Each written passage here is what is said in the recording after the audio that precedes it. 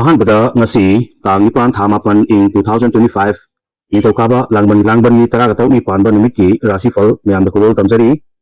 ahanbagi oina mes rasida nungtilpung ohum phawba ningba thungba michang wataba sel thumarang kaigadaba lay haksangsu nungaijagani nolukna tacharabadi mina inagani amadi chanbigani kaisa pakhi oina laibag yamna fai oni thawamda lay amadi chini angangba kathu rich rasigi oina Aningba pangbada natana oijaba phangani tungni thoram yathokpa haigani sel changani hinglabadi mau mapanga mari asum faraklai seksilu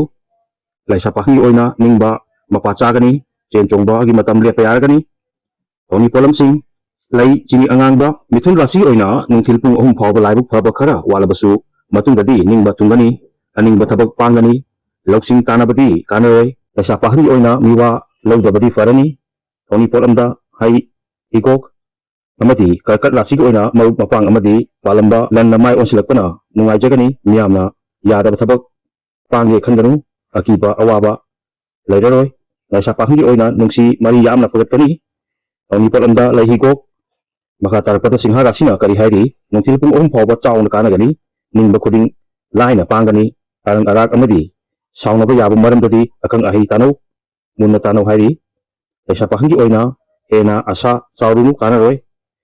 oni polamda lay asangba higok amadi kaina rasigi oina khwaidagi hena laibuk phaba ningba mapachaba amadi hakchang nungaijaba numitni arang arak phangbagum penjagani yeknabanadi yengsili karcheksilu laisa pakhi oina nungsiba phangani oni polam lay higok tula rasigi oina hakchang nungaijaba henba miyamga loinana thabaksing chauna mai pakpa amadi afaba loksing phangba numitni udagidi seksilu laisa pakhi oina nungsinabana chali kara kesin yagani oni polam lay anuba basic ki oina asa chauba matang charoi wanom thangnom kanaroi ing manung yuwa taba amadi ninghanadabanadi miko khongba thau pangani thajau laisa pakhi oina mari hanagum phai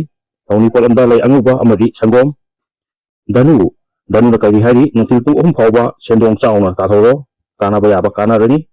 ninghanadana manglomda changsinba yagani naraldi chakkini arang arak seksilu laisa pakhi oina laibak yamna faraba numitni thawni polam lay asangba kismis makar rasigi oina loksing watpana miwa yamna thajarabadi naral mangjarabagani akang ahi tanarabadi amadi thi humba kalabadi nachak naral soina chakhatkani laisa pakhi oina thenglapna ningba thungani thawni polamda lay nabu kismis Kumba rasi ki nungthilpung ohum phawba yamna chauna mai pakadaba afaba khongsa laigani yamna chanabigani adubu mahu chaubana ihengani intho tamna layu laisa pakhi oina nungsibana chali thongni polamda lay higok minna rasina kari hairi thenglapna ningba thungjagani nachananai chakhatkani ninghanadana yeknaba hantharpuna kanaba heli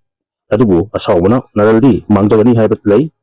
laisa pakhi oina laibuk farani thongni polamda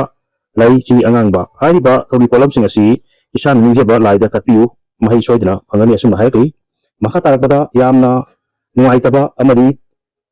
thamoi sokpa thawdok amada kuki miltian kharna mara laijadaba san asibu nangmai trial tawbo oina em tawduna hatpi khre mayam yeng taminasi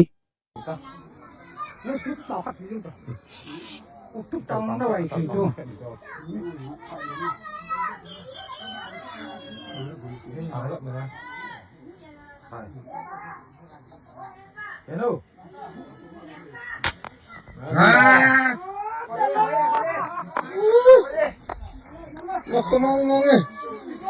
Amarontana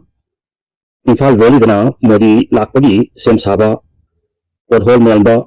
backtopping tawba amadi rangna hajinba sing kana chathari maidan singda adubu Chochampur dadi hariba kuki melton sing asigi tactics ki batung ina u pareng senduna modi lakpa matamda so tonganaba amadi lanjadaba amagum unanaba